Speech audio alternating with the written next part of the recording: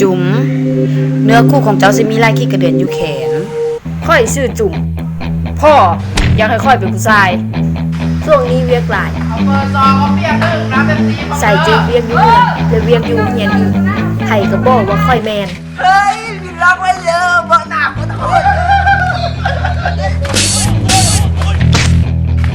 นี่หมู่ค่อยบักกระปอบส่วนนี้เนื้อคู่ไอเอกรอบอ่ะแต่เอกบ่มักค่อย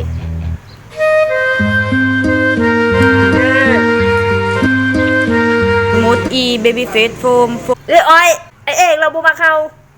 ก็เฮาเว้าน้ำลาวแล้วเราบ่เว้าน้ำเฮาบ่มักเขาแล้วเวลาไปบอกเขาแนวใดเฮาก็ยังเขาไปหาก็ว่า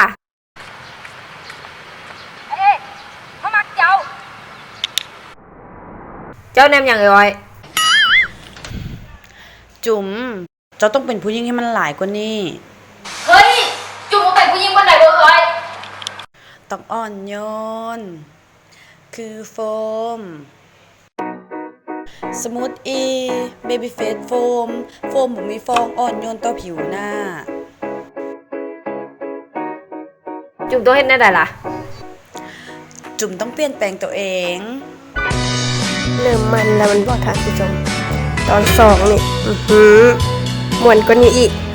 อย่าลืมเด้อสมูทอีแน่ใจบ่ว่าอยากเปลี่ยน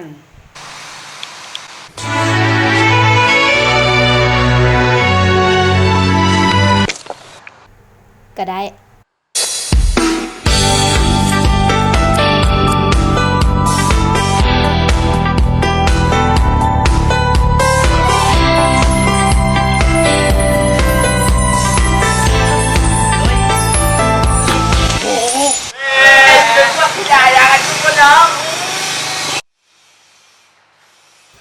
เอ้ยอ้อย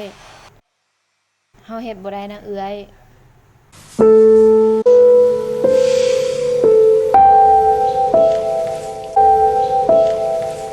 ฮู้แล้วเหยียบไว้เลยเด้อ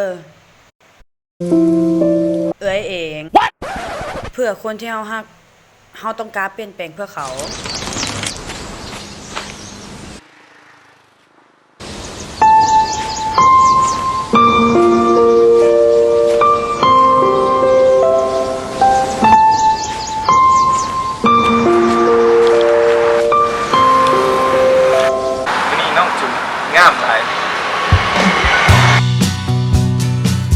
พลิกล็อกเบิ่งคือจบ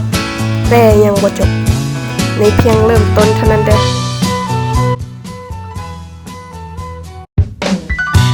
แล้วความฮักของไอเอกและน้องจุ๊บก็เจริญงอกงาม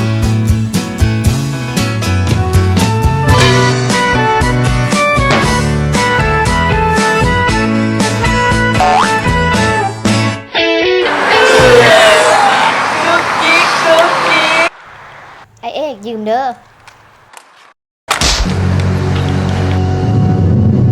ไ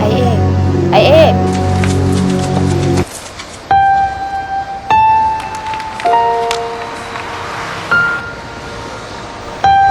จุ๋มเอ้ยอ้อยเป็นอย่างมันต้องเป็นแบบนี้ผู้ชายสู้ๆมันก็คือกันกับสิวบ่มีประโยชน์สมูทอีเบบี้เฟสโฟมบ่มีฟองสมูทอีเบบี้เฟสโฟมบ่มีจุ่มมีเรื่องกับนักเลงจุ่มคือบ่เป็นหยังเลยล่ะเอ้ยอ้อยมีคนมาซอยเจ้าไว้หรือว่าอ้าวไผละบัดนี้ตอนหน้านี่ตอนจบแล้ว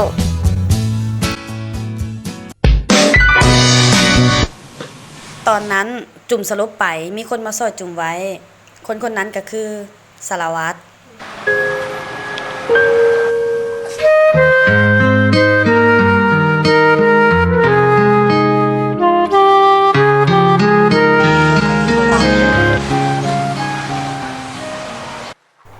ขอบใจเด้อ บ่เป็นหยัง มักค่อยบ่ เฮ้ยบ่แม่นอยากหยอกซื่อ ไปกินข้าว ๆโอ้ยเจ็บ ใส่เบิ่งดู จุ๋มเนื้อคู่ของเจ้าสิมีลายขี้กระเดือนอยู่แขน โปะเชะ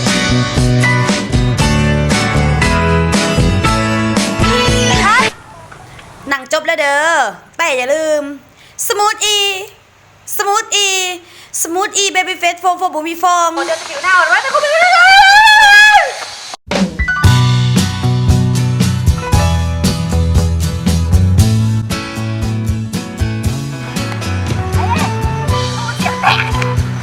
ทักหลายเด้อทักแพงหลายอย่าเอ็กมาเอาเอ็กมาโอ้ยเอาให้เจ้าหญิงไปอีกที่บ้านกันหมดเลยไม่ได้พูดบอลแนมนุ่มๆให้ก่อนเนี่ยแนวแขนก็ได้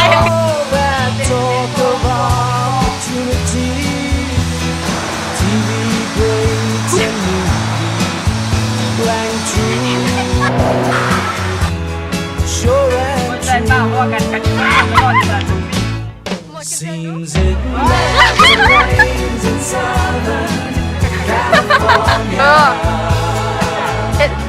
บูโหนะโม